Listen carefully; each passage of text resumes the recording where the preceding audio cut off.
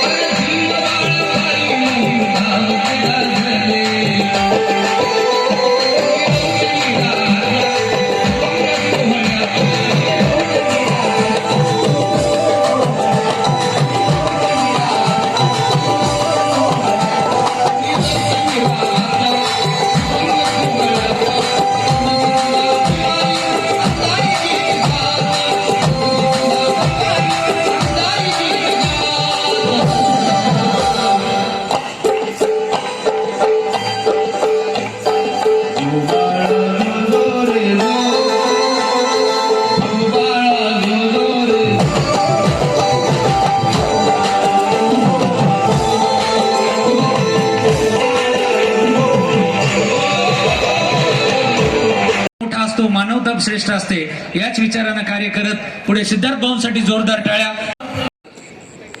और फिर मेरे दोस्त जिसे कहते हैं कि मेरे खास दोस्त महाउपासक सिद्धार्थ मेरे जी का आज हमारे बीच सबसे महान जो है सिंगर भी हमारे साथ हैं. शिंदे साहब जिन्होंने ऐसे ऐसे गाने बनाए हैं जो पूरे भारत में पूरे विश्व में बहुत ज्यादा मशहूर है. उनका बहुत बहुत आभार करता हूं कि उन्होंने मुझे यहाँ बुलाया सिद्धार्थ जी के साथ. हमारे आइडा के चेयरमैन जो साउथ कोरिया से लोग इतनी दूर से आए हैं उनका भी धन्यवाद करता हूं कि इतना समय निकालकर वो यहाँ तक आए. देखिए आज धीरे धीरे बात कहां तक पहुंच रही है. परभनी हमेशा से एक अच्छे प्रोग्राम करता रहा है लेकिन आज की तारीख में सिद्धार्थ जी की वजह से ये एक अंतरराष्ट्रीय जगह होने जा रही है. अगर बुद्धिज्म के हिसाब से देखें south Korea, Thailand, Japan, Cambodia, Sri Lanka, एक एक करके सभी देशों से लोग यहाँ पर आने वाले हैं। आज यहाँ पर आप देख रहे हैं कि बहुत सारी मूर्तियां जो है सारे बिहारों में जा रही हैं और ये काम काफी कठिन है, बहुत कठिन काम है। ये भंते जी ने आपको बताया क्योंकि मुझे लगता है कि थोड़ा सा उन्होंने भी किया है ये काम और वो जानते हैं कि कितनी कठिनाइयों का सामना करना पड़ता है जब हम बाहर से मूर्तियां लाते हैं। हम जय भीम तो बड़े जोर से बोलते हैं, बड़े अच्छे से बोलते हैं जय भीम। जब भी कोई बात करता है तो जय भीम जय भीम, आज नारा इतना अच्छे से गूंजा। लेकिन क्या आप ये जानते हैं कि जय भीम के साथ आपके कंधे पर कितनी जिम्मेदारियां आती है?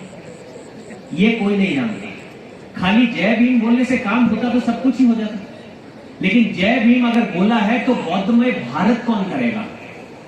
अगर जय भीम बोला है तो बुद्धिज्म का प्रचार प्रसार कौन करेगा? अगर जय भीम बोला है तो हमारी संघ है जो भारत की, उनका ख्याल कौन रखेगा? अगर जय भीम बोला है तो बिहारों की साफ सफाई कौन रखेगा? अगर जय भीम बोला है तो धम्म का आचरण कौन करेगा? खाली जय भीम बोलने से अगर काम चलता होता दोस्तों तो आज ये बौद्धमय भारत हो चुका होता। लेकिन जय भीम बोलने से खाली काम नहीं चलेगा। अगर आप वाकई में बाबा साहब का सम्मान करते हैं तो आचरण वाला बुद्धिस्ट आपको बनना होगा, कंधे से कंधा मिलाकर आगे बढ़ना होगा। हम बात करते हैं, बहुत बार ऐसा होता है, मैं बिहारों में गया, मैं बहुत सारी ऐसी जगहों में घूमा हूं जहां पर भारत के अंदर बहुत अच्छे अच्छे बुद्धिस्ट विहार हैं और बहुत छोटे छोटे भी बुद्धिस्ट विहार हैं। लेकिन क्या आप ये जानते हैं 80% बिहार जहां पर ये मूर्तियां जा रही हैं वहां पर बौद्ध भिक्षु नहीं है। जब बौद्ध भिक्षु नहीं है तो आपको क्या लगता है कि धम्म चक्र को गतिमान कौन करेगा? फिर आप बोलते हैं जय भीम। बाबा साहब ने कहा कि धम्म चक्र चला रहा हूं, इसे आगे बढ़े ना बढ़े पीछे मत आने देना। तो बस वही बात पकड़कर हम सब बैठ गए कि इसे पीछे ना आने दें, चाहे सारी दुनिया आगे चली जाए लेकिन हम वहीं पर खड़े हैं कि ये पीछे ना आने पाए। दोस्तों वो समय आ गया है, धम्म चक्र को गतिमान करने का समय आ गया है और वो कौन करेगा?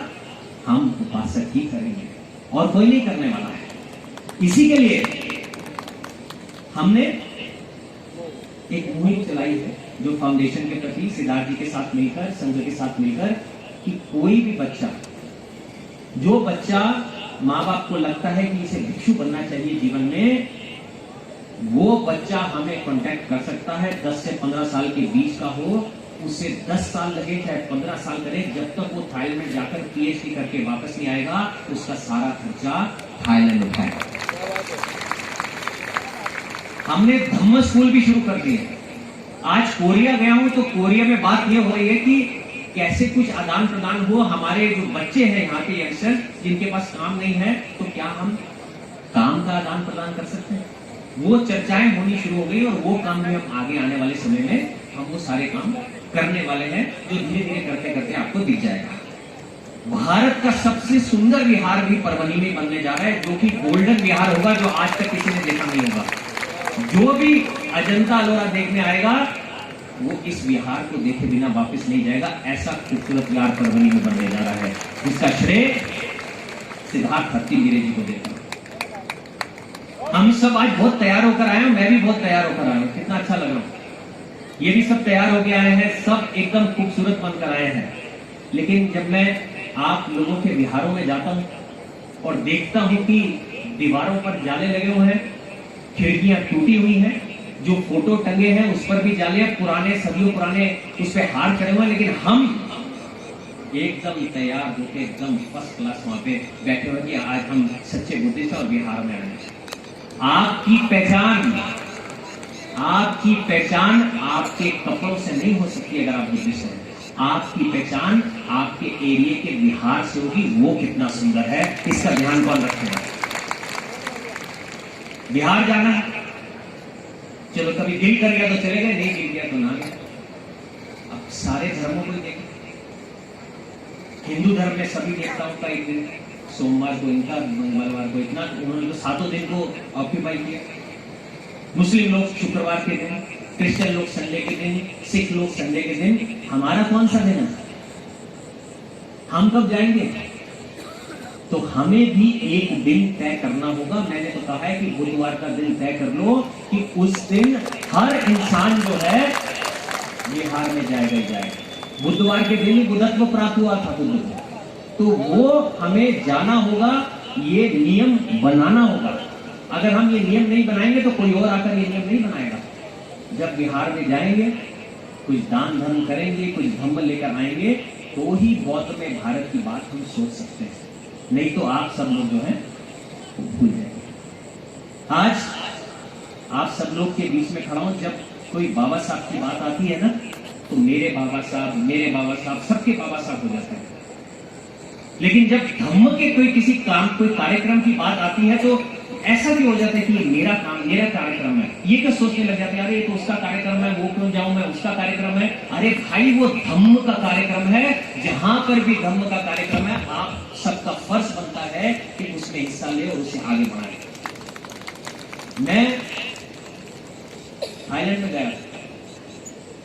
थाईलैंड में जब मैंने बुद्धिज्म को सीखना चाहा, मुझे नहीं मालूम है, बहुत सारे लोग यहाँ पर आए हैं कि मेरा बैकग्राउंड क्या है। मैं हिंदू परिवार में पला बड़ा हूं, मुझे तो मालूम ही नहीं था बुद्धिज्म के बारे में। मैं एक बहुत अच्छे स्कूल से पढ़ा हूं जहां पर कुछ भी नहीं बताया गया। बुद्ध के बारे में जितना माने शांति का प्रतीक है।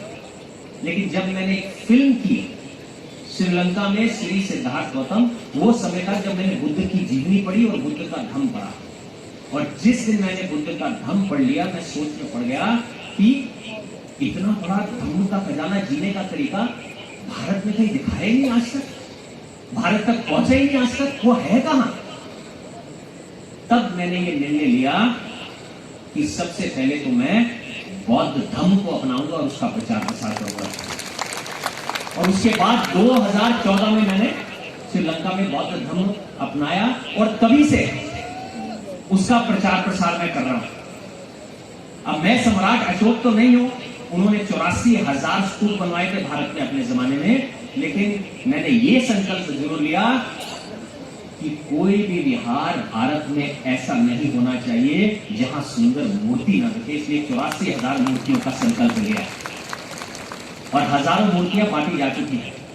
मैं इतना कुछ आगे करता हूं, लेकिन आप ये बात ध्यान रखें, सब लोग मेरे पास आते हैं, ये मूर्तियां ना, इन पे टैक्स लगता है, शिपिंग लगती है, वहां से जब भेजो तो उसका खर्चा लगता है। जो दान देने वाला वो दे जाता है, वो कहता है आप ले जाओ इससे अपने आप। अब वो खर्चा जो है, जो बिहार वाला लेके जाता है, वो देता है। 20,000 के करीब मैंने मूर्तियां बांट दी। 300-400 तो बड़ी मूर्तियां भी दे दी होंगी बिहारों को आज तक। एक भी इंसान मेरे पास आकर किसी ने ये नहीं कहा कि वो बिहार गरीब बिहार है, आज मैं आपको टैक्स का भी पैसा तो मैं देता हूं, मेरी तरफ से वो मूर्ति जाकर उस विभाग में दे दो। एक भी इंसान नहीं आएंगे। कैसे धम्म चक्र को गतिमान करेंगे? किस दुनिया में जी रहे हैं? हम जीना चाहते हैं तालाब में, हम तालाब में जीना चाहते हैं, उसी में खुश है। एक बहुत खूबसूरत मैसेज आता है धम्म का, जो बुद्ध ने कोई कहानी आ जाए, कोई इतना सुंदर मैसेज आता है, लेकिन वो कहां वायरल होता है? वो हमारे बुद्धिस्ट समाज में वायरल होता है। अब मैं अभी पीछे सबको भिक्षु बनाने के लिए थाईलैंड लेकर गया था कुछ उपासकों को, तो उन उपासकों के बीच में एक हिंदू व्यक्ति भी था जो कभी भी हमने भी ध्यान नहीं दिया। वो जाना चाह रहा था, सीखना चाह रहा था, तो हमारे साथ में। लेकिन स्थिति आ गई, एक दिन भिक्षु ही उसी में से जो उपासक बना था, वही गुस्से में जाके उसने उसकी गर्दन पकड़ ली कि तू हिंदू है, तू आज यहाँ पर कैसे आ गया? जब तक हम तालाब से निकलकर समुद्र में नहीं जाएंगे, जब तक बाकी सभी लोगों को बुद्ध का धर्म नहीं बताएंगे, तो परिवर्तन कैसे आएगा? जिसका एग्जाम्पल सबसे बड़ा मैं आपके सामने खड़ा हूं, जिसने हिंदू से बौद्ध धर्म करना। तो इतना प्रचार प्रसार करो बुद्धिज्म का, उतना अच्छा होगा। मैंने सोचा था कि शायद मैं भारत में आया, बुद्धिज्म का जानता नहीं था, बाबा साहब का भी नहीं जानता था, लेकिन जब बाबा साहब के बारे में पढ़ा तो मैं यही सोच में पड़ गया, इससे बड़ी इंस्पिरेशन तो पूरे संसार में कोई हो ही नहीं सकती। एक इंसान जिसे साथ में पढ़ने लिखने नहीं दिया, साथ में खेलने कूदने नहीं दिया, अनटचेबल के रूप में उनको देखा गया, उनके साथ ऐसा बर्ताव किया गया, और वही इंसान ऐसा इंसान बनकर निकला जिसने उसी देश का संविधान लिख दिया, और आज उसी देश के पंतप्रधान उनकी मूर्ति के आगे अपना सर झुका के खड़े होते हैं, ऐसे बाबा साहब। और आप सब तो बाबा साहब के बच्चे हो, आपके अंदर तो बाबा साहब का खून है, तो सोच लो एक कितने के बराबर होगा। तो क्या गौतम भाई भारत का सपना पूरा नहीं हो सकता? लेकिन वो पूरा तब होगा जब हम दिलो जान से ये चाहेंगे। लेकिन हमारी सबसे बड़ी कमजोरी, याद रखना दोस्तों, एक ही है, और वो है हम में एकता नहीं। जिस दिन हम में एकता आ गई, मैं आपको गारंटी करता हूं इस देश का प्रधानमंत्री भी बुद्धिस्ट ही होगा। तो इसीलिए मैं चाहता हूं कि आप लोग जो है एक साथ हाथ में हाथ डालकर, कंधे से कंधा मिलाकर, जहां किसी भी बुद्धिस्ट को किसी भी चीज की रिक्वायरमेंट हो, एक यूनिट बन के आगे बढ़ेंगे तो हमारा रथ बहुत आगे तक जाएगा, और बाबा साहब का जो सपना है गौतम भारत का, वो जरूर पूरा होगा। और जो जय भीम आप कहते हैं, वो एक सच्चा जय भीम बनेगा। खाली जय भीम से अगर आप बुद्धिस्ट हो जाते तो बहुत बड़ी बात हो जाती, लेकिन मैंने आज आपको बताया है कि जय भीम के साथ कितनी रिस्पॉन्सिबिलिटीज आपके कंधे पर आती हैं। आज ये साउथ कोरिया से आए हैं, बाबा साहब के बारे में जानते हैं, उनके बारे में बताया, एक एक करके सारे देशों में बाबा साहब के बारे में पता चल गया है। वो भी जय भीम बोलकर बड़े खुश होते हैं कि हम उन्हें सम्मान दे रहे हैं। पहली बार थाईलैंड में सेरेमनी मनाई जा रही है जहां बाबा साहब की मूर्ति लगाई गई, और बहुत बड़ी सेरेमनी 15 मई को वहां की जा रही है। यूनाइटेड नेशंस का जो विशाख बुद्ध पूर्णिमा होता है, वहां बाबा साहब की बात होने वाली है। ये सारी चीजें आगे बढ़ती जा रही है, लेकिन बंते जी ने कहा कि जो 15 तारीख का कार्यक्रम है उसमें मैं जा रहा, एक बार बंते जी के लिए साधुवाद, एक बार बोलेंगे साधु। बहुत बढ़िया। यूनाइटेड नेशंस का विशाख, मूर्तियां, बाबा साहब की मूर्ति, अब उनके विचार जो है भारत तक सीमित नहीं रहे हैं।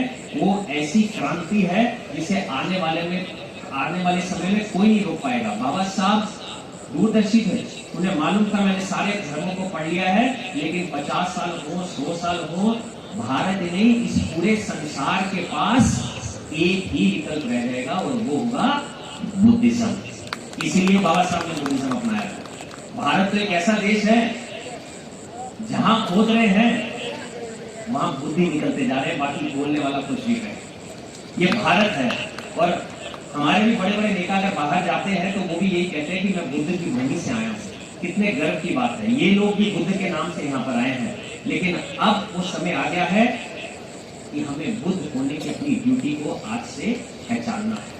मैं एक बार फिर से आप सभी का धन्यवाद करता हूं, और मैं चाहता हूं कि आप सब लोग भी हमारे साथ जुड़ें और एक साथ आगे बढ़कर काम करें, क्योंकि बहुत सारे ऐसे काम हैं जो आप लोगों के साथ के बिना नहीं हो सकते। मैं कई बार थक जाता हूँ बाहर जाकर मांग कर कि मुझे ये चाहिए, मुझे ये चाहिए। वो दिन कब आएगा जब हम उनको बुलाकर कहेंगे कि आपको क्या चाहिए, हमें बताओ, हम आपको देते हैं। वो दिन देखना चाहता हूँ। मैं थाईलैंड में भिक्षु बना 4 महीने के लिए। मुझे सुबह कहा गया कि सुबह चारिका करने जाना है 6:30 बजे बैंकॉक में। तो मुझे लगा 6:30 बजे कौन आएगा वहां पर।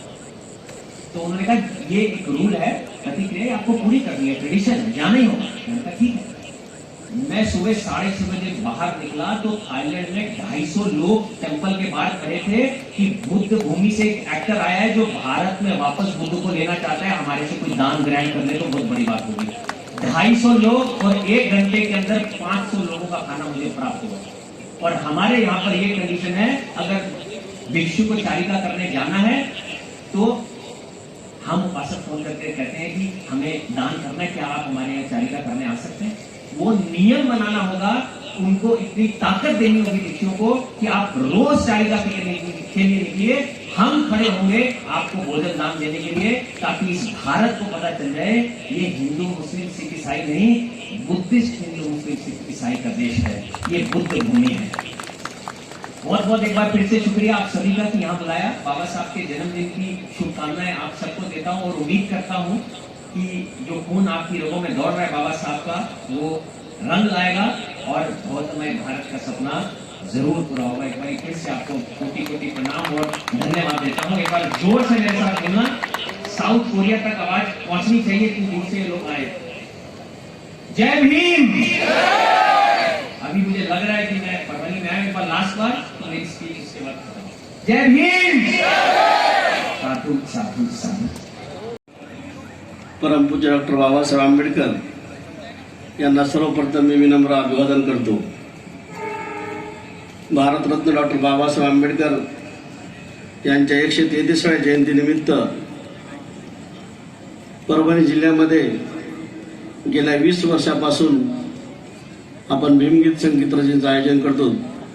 या संगीत रचनेच्या कार्यक्रमाला मंचावर उपस्थित असलेले बदंत डॉक्टर उपगुप्त महास्तवीर कार्याध्यक्ष अखिल भारतीय भिक्खू संघ यांना मी तिरुवार वंदन करतो। या कार्यक्रमाला खास आवर्जून आपल्यामध्ये उपस्थित असलेले सिने अभिनेते डॉक्टर गगन मलिकजी, दक्षिण कोरियावरून आपल्या परभणी शहरामध्ये या जिल्ह्यामध्ये आलेले योगेशजी मून, दुसरे पाहुणे आहेत आपले गुनही किम, खांद्याला खांदा लावून चळवळीला जे काम करते माझे मार्गदर्शक डॉक्टर भगवान दुधमल सर, भीमरावजी शिंगाडे साहेब, भगवानजी जगताप, भीमरावजी काडे करायचं। आणि गेल्या वर्षी आपण 580 किलोमीटरची धम्मयात्रा परभणी ते चैत्यभूमीवर केली। ही फक्त माझ्या परभणीच्या बौद्ध उपासकांनी केली। त्यामुळं आज थायलंड आणि कोरियाचे गेस्ट आपल्याला भेटण्यासाठी आले। ही जी ताकद तुमची आहे ही आज आपण भारतामध्ये अगोदर म्हणत होते जगात जर्मनी, भारतात परभणी, पण आपण सातत्यामध्ये उतरली ती बाबासाहेब आंबेडकरांच्या विचारांनी आणि धम्माच्या चळवळीने। हे मला मुद्दाम तुम्हाला इथं सांगायचे। आपल्यामध्ये दक्षिण कोरियाचे गेस्ट आहेत, पाहुणे, थायलंडचे पाहुणे आहेत आणि गगनजी मलिक हे आपल्या मंचावर आहेत। बंतेजी दक्षिण कोरियाला गेले, श्रीलंकेला गेले, थायलंडला गेले। बंतेजीने सर्व धम्माचं आचरण पाचरण करण्याचं माझ्यासारख्या तरुण कार्यकर्त्यांना शिकवलं। एकदा आपण जोरदार या सर्व प्रमुख पाहुण्यासाठी टाळ्याच्या गजरामध्ये स्वागत करूया। या बाहेर देशातून आलेल्या या आपल्या प्रमुख पाहुण्यांचं मला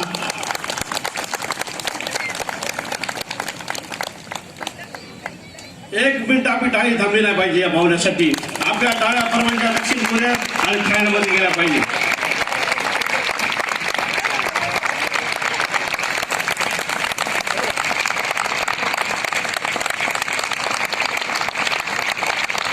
सर्वांचं धन्यवाद।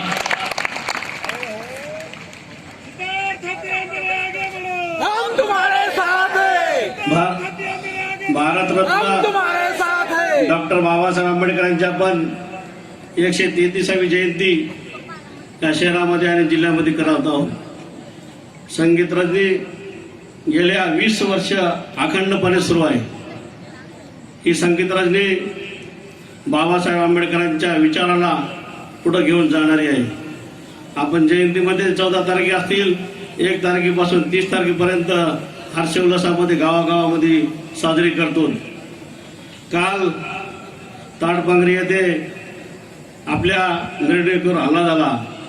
त्या हल्ल्याचा मी सर्व माझ्या आंबेडकर समाजाच्या वतीनं जाहीर निषेध करतो। आपण ही जयंती, हा कार्यक्रम, ही संगीत रचने बाबासाहेब आंबेडकरांनी सांगितलं होतं की तुमच्या कमाईतला 10% हिस्सा समाजासाठी खर्च करा। आणि सिद्धार्थ हत्यारे हा स्वाभिमानी बाबासाहेबांचा कार्यकर्ता स्वतःच्या ताकदीवर ही संगीत रचने दरवर्षी आयोजित करतो। हे मला मुद्दाम तुम्हाला सांगायचं आहे। बाबासाहेबांनी सांगितलं होतं येणाऱ्या काळामध्ये संघर्ष आहे, शिकायचंय आणि संघटित व्हायचंय। आपण शिकून संघटित झालो। गगनजीनं सांगितलं की येणाऱ्या काळामध्ये आपण थायलंडमध्ये गेल्या वर्षी श्रामणेर 80 श्रामणेर आपण भारतामधून केले. बाबासाहेबांनी धम्माची दीक्षा घेतल्यानंतर जर कोणी भारतातून थायलंडमध्ये धम्मयात्रा काढली असेल तर फक्त गगन मलिक आणि सिद्धार्थ हत्यांबेरे यांनी महाराष्ट्रातून आणि भारतातून काढली. हे मला अभिमानानं तुम्हाला सांगायचं आहे. ज्यावेळेस धम्माचं चक्र 580 किलोमीटरची धम्मयात्रा झाल्यानंतर आम्ही थांबलो नाहीत. या परभणी जिल्ह्यानं, या परभणी शहरातल्या सर्व ताकदीनं बौद्ध समाज आमच्या पाठीमागे राहिला. त्यामुळं आपण आज 10 एकर जागा इंद्रायणीच्या माळाखाली घेतलेली आहे आणि येणाऱ्या काळामध्ये भारतामधलं 1 नंबरचं बुद्धविहार या परभणी जिल्ह्यामध्ये होणार आहे. हे मला आनंदानं तुम्हाला इथं सांगायचं आहे. आणि ते विहार सुद्धा स्वतःच्या ताकदीवर आणि समाजाच्या ताकदीवर स्वाभिमानाचं बौद्ध विहार या परभणी जिल्ह्यामध्ये उभा राहणार आहे. हे सुद्धा मला तुम्हाला मुद्दाम इथं सांगायचं आहे. बाबासाहेबांची जयंती स्वाभिमानाने करायची, बाबासाहेबांची जयंती अभिमानानं करायची, जगाला हेवा वाटावा अशी आपण जयंती करतो. आणि मला मुद्दाम इथं सांगायचं आहे, गेल्या 20 वर्षापासून शहरामध्ये ज्यावेळेस मिरवणूक निघत होत्या, मी स्वतः आणि माझ्या सहकार्याने जयंतीचे जे चांगले देखावे करतील त्यांच्यासाठी पारितोषिक आपण अखंडपणे 20 वर्षापासून करतो. यावर्षी सर्वात जास्त देखावे परभणीच्या सर्व नगरामधून जयंतीमध्ये होते. हे सुद्धा मला मुद्दाम सांगायचंय. आपलं कोणी कॉपी करत असेल, कोणाची जयंती निघत असताल, कोणाच्या मिरवणूक निघत असताल, मला त्यांच्यावर टीका करायची नाही. पण बाबासाहेब आंबेडकरांचा आपण रक्त आहोत, स्वाभिमानी जयंती आपण काढली पाहिजे. हे मला मुद्दाम तुम्हाला इथं सांगायचंय. आपण कोणाच्याही दारावर न जाता आपल्या स्वतःच्या ताकदीनं आणि स्वतःच्या खर्चातून बाबासाहेब आंबेडकरांची जयंती वर्षाला एकदा साजरी करायची आणि आपण स्वाभिमानाने ती जयंती केली पाहिजे. हे मला मुद्दाम इथे सांगायचंय. मी तुमच्यामध्ये आणि भीमगीत संगीत जास्त वेळ घेणार नाही. पण बाबासाहेब आंबेडकरांनी या देशाची घटना लिहिली आणि ती घटना टिकवण्याचं काम हे आज आपल्यावर आलेलं आहे. तुम्ही पाहिलं, मराठा आरक्षण असेल, ओबीसी आरक्षण असेल, मायनॉरिटी असेल, सर्व आपापसामध्ये एक झालेत. फक्त बौद्ध समाज हा विखुरला गेलाय. ती एकत्र आला पाहिजे. ही काळाची गरज आहे. मला तुम्हाला मुद्दाम इथं सांगायचं आहे. गेल्या इलेक्शन मध्ये कोणी म्हणते अर्धे वंचितकडे जाणार, कोणी शिवसेनेकडे जाणार, कोणी महायुतीकडे जाणार. पण मी त्यांना सांगतो, माझ्या बाबासाहेब आंबेडकरांना ही संविधान लिहिलंय. ही संविधान टिकवण्यासाठी जे काही संघर्ष लागेल ते आम्ही एकजुटीने करू आणि आमची ताकद तुम्हाला येणाऱ्या काळामध्ये दाखवू. हे मला मुद्दाम तुमच्या साक्षीनं सांगायचंय. बाबासाहेबांनी सर्वांना एका मताचे अधिकार दिला. आज चहा विकणारा पंतप्रधान झाला, झाडू मारणारा मुख्यमंत्री झाला. हे जर कोणी केलं असेल तर माझ्या बाबासाहेबांची किमया आहे. मला मुद्दाम इथं सांगायचंय. आज दक्षिण कोरियाचे लोक असतील, थायलंडचे लोक असतील, ज्यावेळेस बाबासाहेबांनी पुरा जगाचा अभ्यास करून या भारताची घटना लिहिली आणि सर्वांना आपणाला एक समाज, एक संघ अधिकार दिला. ते जर कोणामुळे झालं असेल तर ते फक्त बाबासाहेब आंबेडकरांमुळे झालं. आणि आजची जी संगीत रचना आहे फक्त भीमगीताची नाही, बाबासाहेबांचे विचार घराघरामध्ये पोहोचण्याची ही संगीत रचनी आहे. मला मुद्दाम तुम्हाला इथं सांगायचंय. संगीत रचने फक्त गाण्यासाठी नाही. माझे काही मित्र टाळ्या शिट्ट्या होतात, त्यांना मला सांगायचंय, आपण वर्षाला एकदा जयंती साजरी करतो. वर्षाला 30 एप्रिलची आपली संगीत रचना असती. गंगाखेडमध्ये डॉक्टर दादा भालेराव यांची जयंती, त्यानंतर जर कोणती कार्यक्रम असेल परभणीमध्ये तर आपल्या भीमगीत संगीत रचनेचा कार्यक्रम असते. मला मुद्दाम सांगायचंय, आपण दारू पित असताल, सर्व काही गोष्टी करत असताल, पण बाबासाहेबांच्या जयंतीच्या दिवशी आणि कार्यक्रमाच्या दिवशी माझ्या मित्रांना माझी नम्र विनंती आहे, त्या दिवशी आपण कधीही मतपाणी करायचं नाही आणि ताकदीनं आणि स्वाभिमानाने जयंती आपली साजरी करायची. एवढं मला तुम्हाला सांगायचंय. आपण या परभणी जिल्ह्यामध्ये बौद्ध धर्माची ज्यावेळेस सवय सुरू केली, त्या परभणी जिल्ह्याला अनेक आंबेडकर चळवळीचे नेते दिले, अनेक धर्माचे व्यासपीठ दिले. पण आज आपण सर्वांच्या ताकदीवर आणि सर्वांच्या जोरावर दक्षिण कोरिया असेल, श्रीलंका असेल, थायलंड असेल, हे फक्त परभणीनं धर्माची चळवळ म्हणून ओळख करून दिली. हे मला मुद्दाम इथं सांगायचं. आज 70 मूर्तीचं वाटप आहे परभणी जिल्ह्यामध्ये. आज महाराष्ट्रातील वेगवेगळ्या जिल्ह्याचे पदाधिकारी बौद्ध उपासक इथं आलेले आहेत. त्यांच्यासाठी सुद्धा एकदा आपण जोरदार टाळ्याच्या गजरामध्ये स्वागत करायचे. ते धम्मबंधू बाहेरच्या जिल्ह्यामधून आपल्या इथं मूर्ती घेण्यासाठी आलेले आहेत. मला जास्त वेळ आपल्यामध्ये घ्यायचं नाही, पण मी एक मुद्दा सांगू इच्छितो. आज 20 वर्ष आहे. येणाऱ्या काळामध्ये ही भीमगीत संगीत रंगीत अखंडपणे सुरू राहील आणि बाबासाहेबांचे विचार घराघरामध्ये पूर्ण महाराष्ट्रामध्ये नेल्याशिवाय राहणार नाही. मी हे मुद्दाम तुम्हाला इथं सांगायचंय.